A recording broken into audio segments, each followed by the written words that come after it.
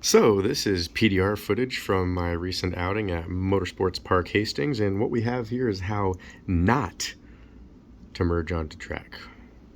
What you'll see is a gray Porsche approaching, which I recognized, and he immediately cuts right directly in front of me across the blend line.